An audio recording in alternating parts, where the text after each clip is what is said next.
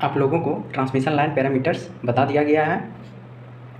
Transmission line में mainly 4 parameter होता है: रेसिस्टेंस, इंडक्टेंस, कैपेसिटेंस और कंडक्टेंस। इसमें से रेसिस्टेंस और इंडक्टेंस सीरीज पैरामीटर है और कैपेसिटेंस और कंडक्टेंस शंट पैरामीटर है। एक इलेक्ट्रिकल इंजीनियर को ट्रांसमिशन लाइन में यही 4 चीज़ दिखाई देता है, यानी कि वह ट्रांसमिशन लाइन का डायग्राम इन्हीं 4 चीज़ों से बनाएगा। तो देखते हैं कि ट्रांसमिशन लाइन का मॉडल एक इलेक्ट्रिकल इंजीनियर कैसे करता है।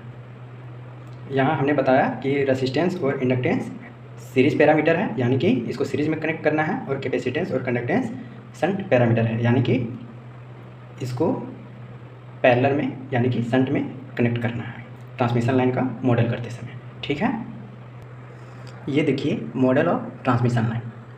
इलेक्ट्रिकल इंजीनियर ट्रांसमिशन लाइन को कुछ इस प्रकार दिखाता है। आर एल क्या है? सीरीज पैरामीटर्स है, इसलिए आर और एल को सीरीज में कनेक्ट कर दिया गया है। इसी प्रकार सी और जी क्या है? ये शंट पैरामीटर्स है। आर एल सीरीज पैरामीटर है और सी जी शंट पैरामीटर है, इसलिए सी और जी को पैरेलल में कनेक्ट कर दिया गया है। इसी प्रकार आगे आर एल सी जी, इसी प्रकार आगे बढ़ते जाएंगे, और यही एक इलेक्ट्रिकल इंजीनियर के लिए ट्रांसमिशन लाइन का डायग्राम हो गया। अब जब ये इस सर्किट को किसी आम इंसान को दिखाएंगे कि ये जो सर्किट है ये ट्रांसमिशन लाइन का सर्किट है, तब वो इंसान इस इलेक्ट्रिकल इंजीनियर को क्या बोलेगा? पागल वागल हो गए हो क्या? भांग खा लिए हो? ये ट्रांसमिशन लाइन का सर्किट थोड़ी है, ये क्या है आर एल सी जी?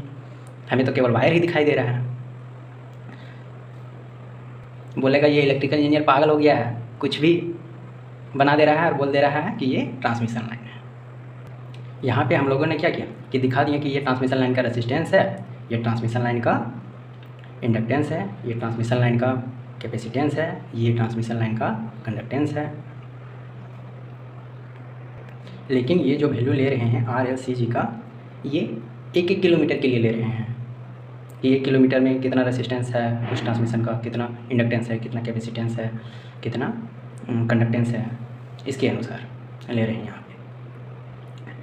इसको तो इस प्रकार दिखा दिया, लेकिन एक्चुअल में जो ट्रांसमिशन लाइन है, जैसे कि ट्रांसमिशन लाइन एक्चुअल में कैसा है?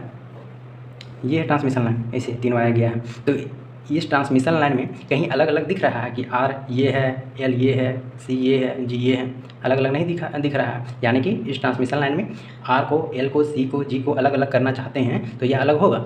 नहीं होगा ट्रांसमिशन लाइन में। और हम लोग यहाँ पे दिखा दिए हैं अलग अलग करके। तो ये जो यहाँ पे हम लोगों ने नेटवर्क बनाया है, ये जो नेटवर्क बनाया है, आर को अलग करके, एल को अलग करके, सी को अलग करके, जी को अलग करके, ये सब अलग किया है इस नेटवर्क में। ऐसे नेटवर्क को लंप्ड नेटवर्क कहते हैं।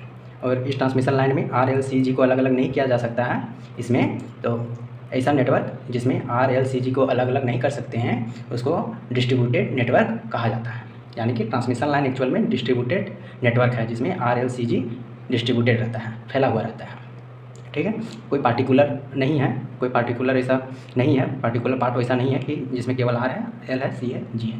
एक्चुअल में ट्रांसमिशन लाइन में वैसा नहीं होता, लेकिन यहाँ पे हम लोगों ने अलग अलग करके दिखा दिया है ट्रांसमिशन लाइन को कि ये आर है, एल है, सी जी, ये सी है, ये जी है।